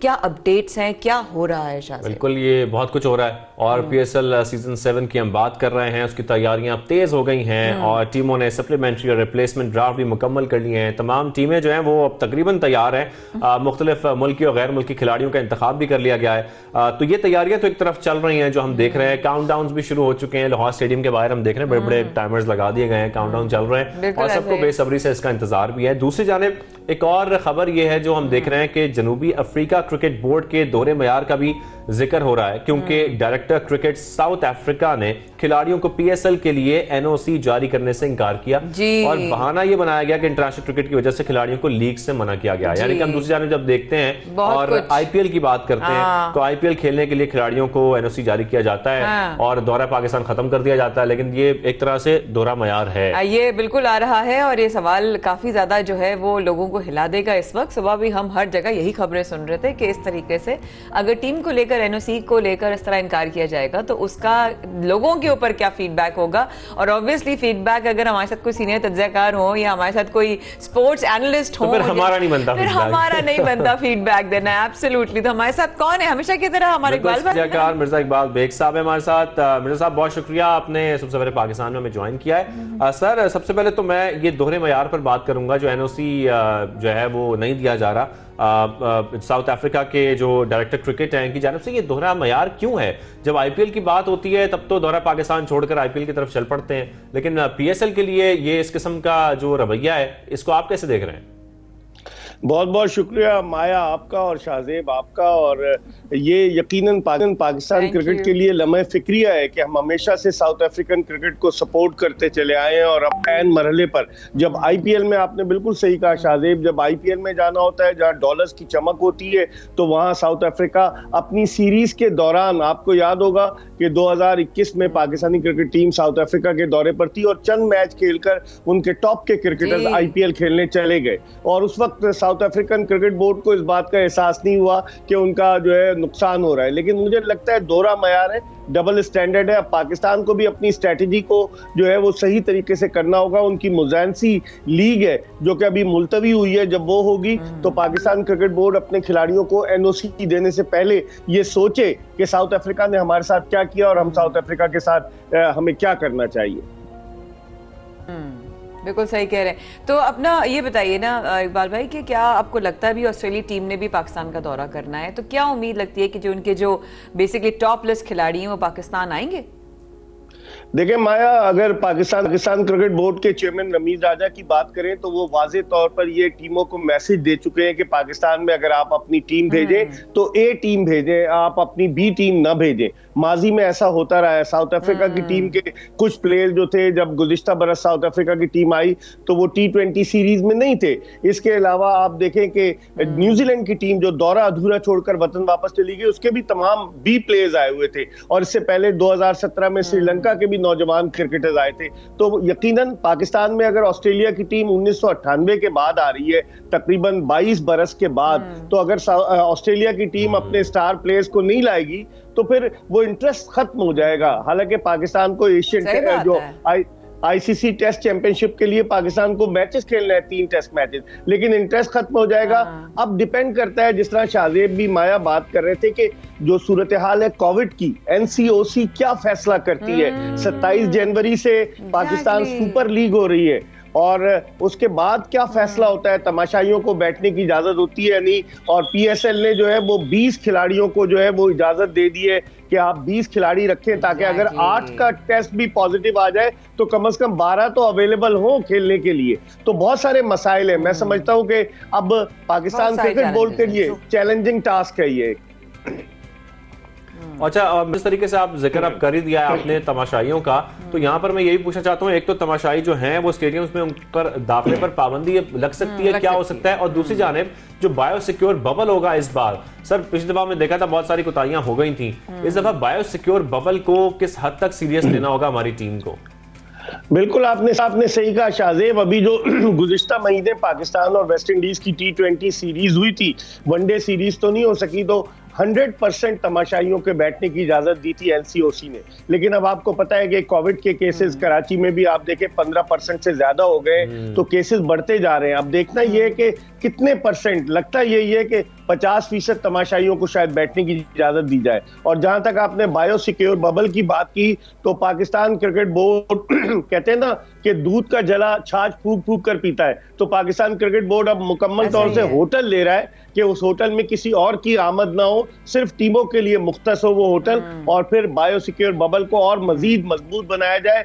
पिछली दफा हमने अबू धाबी में तो एक इंग्लिश फर्म की खिदमात ली थी जिसको बहुत पैसे दिए थे, इस मरतबा हम अपनी कोई स्ट्रेटेजी प्लान कर रहे हैं। बट भाई खिलाड़ियों को भी बाहर निकलने का मौका ना दिया जाए ना, वो ऐसा सिक्योर बबल हो कि सिर्फ ऐसा नहीं कि वो उनके लिए हो, उनके पास कोई आई नहीं, वो भी किसी के पास ना जाए, वो भी बाहर ना निकले। बिल्कुल माया, आपने सही बहुत कहा। जरूरी इसके लिए पाकिस्तान क्रिकेट बोर्ड को एक सख्त डिसिप्लिन नाफिज करना पड़ेगा अगर खिलाड़ी निकल गए, क्योंकि आपको पता है कि पिछले साल फरवरी में भी यही हुआ था और लीग जो थी मुलतवी हो गई थी। तो इस मरतबा पाकिस्तान क्रिकेट बोर्ड किसी किस्म का खतरा मोल नहीं लेगा। बिल्कुल सर, आखिर में ये बता दें बस कि PSL की ड्राफ्टिंग तकरीबन मुकम्मल हो गई है, नए खिलाड़ियों का इंतखाब किया जा रहा है। इस दफा PSL 7 को आप कैसा देख रहे हैं? देखिए PSL 7 में शाहजेब इस दफा टॉप के तो बहुत ज्यादा क्रिकेटर्स नहीं है, लेकिन अभी जो परसों ड्राफ्टिंग हुई, इसमें जो सप्लीमेंट ड्राफ्टिंग हुई, मिनी ड्राफ्ट, उसमें इंग्लैंड के डेविड विली और वेस्ट इंडीज के शेमरून हेटमेयर को लिया गया है। PSL ब्रांड है पाकिस्तान का, पाकिस्तान में होगी, आप देखिएगा ये कामयाब होगी। 2016 में जब हुई थी किसी के वहमो गुमान में भी ना था कि ये हमारा ब्रांड बन जाएगा। बिल्कुल ऐसा ही है। Thank so much senior sports analyst Mirza Iqbal भाई साहब हमारे साथ मौजूद थे।